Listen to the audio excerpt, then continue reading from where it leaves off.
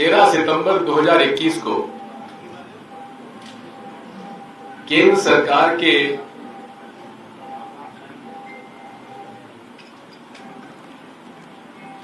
अमले ने मुद्रा पोर्ट पर एक आशीष ट्रेडिंग कंपनी द्वारा आयातित सेमिका टेलकम पाउडर के नाम से, जो अफगानिस्तान से ईरान और ईरान से गुजरात के पोर्ट पर आया माल, उसकी जब जांच की तो लगभग 3000 किलो का हीरोइन ड्रग उसमें उन्हें मिला, जिसकी बाजार में कीमत आज 21,000 करोड़ की है। और यही नहीं, जब और जांच पड़ताल की गई तो इसी आशी ट्रेडिंग कंपनी के नाम से 9 जून 2021 को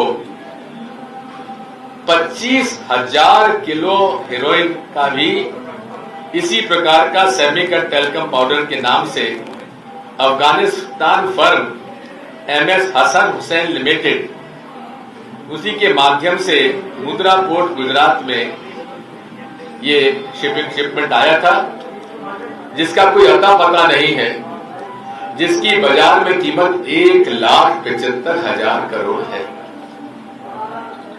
अब ये इतना बड़ा ड्रग का व्यापार, जहां एक शिपमेंट 1 लाख करोड़ से ज्यादा है, तो आप समझ सकते हैं कि देश में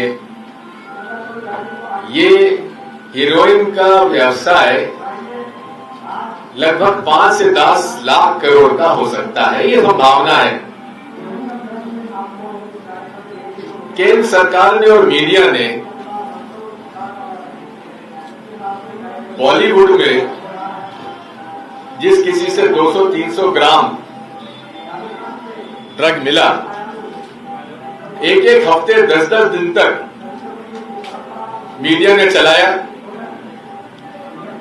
लोगों को जेल भेजा और बहुत बड़ा उसको केस बनाया। लेकिन जो स्थान 300-400 ग्राम ड्रग को मिला, वो 3000 किलो और 25,000 किलो हीरोइन को मीडिया ने नहीं दिया। और उसके बाद उन लोगों को तो जेल हुई, लेकिन आज तक जो आशीष ट्रेडिंग कंपनी का एक कपल है, जिसका विजयवाड़ा का पता था और चेन्नई में कपल रहता था, उसको शिपमेंट के कमीशन का केवल 4 लाख रुपए उसको कमीशन मिला। ये सुधाकर मछवारम और मिसेस गोविंद राजू वैशाली, इनको केवल 4 लाख रुपए मिले थे कमीशन के as importing and handling agents के रूप में। अब बात यही आती है कि आखिर इतना बड़ा व्यवसाय और व्यापार हो रहा है, और जहां enforcement directorate, NIA, IT, CBI बड़े बड़े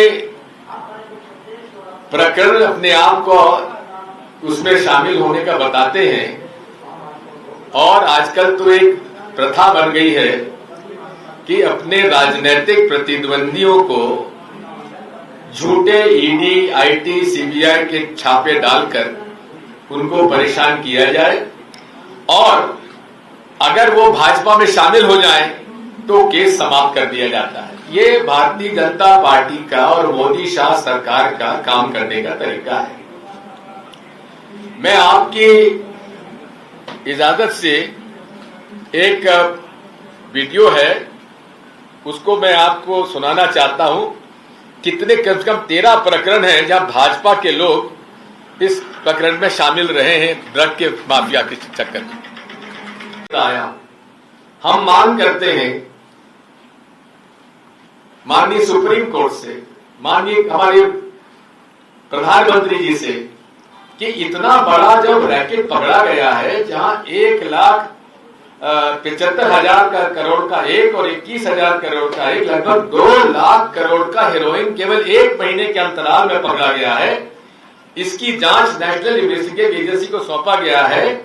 वहां एक सुप्रीम कोर्ट के जज के अंतर्गत इसकी जांच करवाई जाए और सुप्रीम कोर्ट का जज भी ऐसा हो जो कि हमारे लीडर ऑफ ऑपोजिशन के और सीजेआई और केंद्र सरकार की जो सीबीआई डायरेक्टर को अपॉइंटमेंट की कमेटी है, उसी के माध्यम से ये under this judicial scrutiny of A sitting court जज, सुप्रीम कोर्ट सिटिंग जज और रिटायर्ड सुप्रीम कोर्ट जज, उनके नेतृत्व में ही इसका इन्वेस्टिगेशन होना चाहिए। इसके लिए अफगानिस्तान से, ईरान से और पाकिस्तान से जो ड्रग आ रहा है उसको उतने ही मुस्तैदी से रोकना चाहिए जिस मुस्तैदी की बात वो इन्फिल्ट्रेटर्स को, टेररिस्ट को रोकने की बात करते हैं।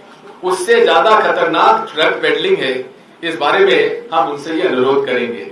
मैं ये भी कहना चाहता हूं कि नोटबंदी में हमें बताया गया था कि हम नोटबंदी इसलिए कर रहे हैं क्योंकि हम इसके माध्यम से भ्रष्टाचार समाप्त करना चाहते हैं, क्योंकि हम इससे आतंकवाद समाप्त करना चाहते हैं, हम इससे फेक करेंसी चेक करना चाहते हैं और डिजिटल ट्रांजैक्शन चालू करना चाहते हैं।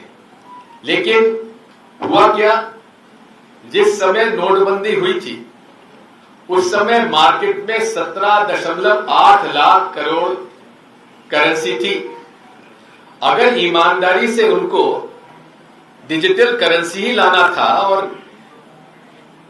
ब्लैक मनी को रोकने के लिए, काले धन को रोकने के लिए उन्हें अगर नोटबंदी करना ही था तो फिर करेंसी घटनी चाहिए।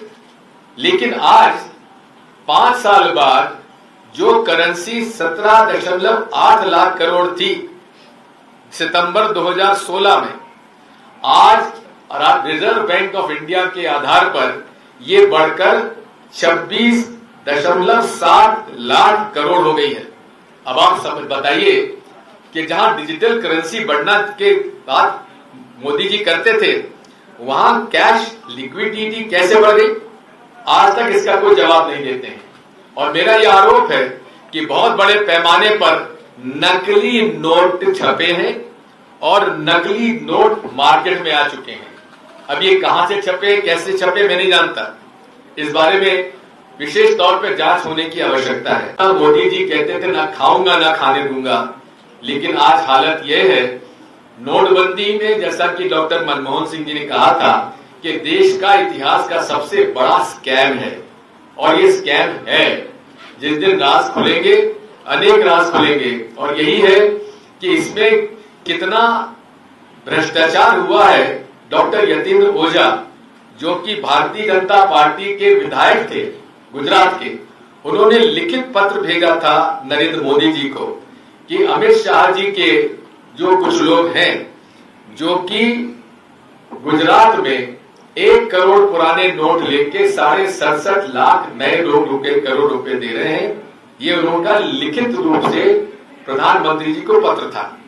लेकिन उस पर कोई कार्रवाई नहीं हुई और पूरे तरीके से आप देखेंगे कि सबसे ज्यादा नए नोट अगर कहीं भेजे गए तो गुजरात के कोऑपरेटिव बैंक्स को भेजे गए, और कोऑपरेटिव बैंक्स पर कब्जा अमित शाह जी के लोगों का रहा है।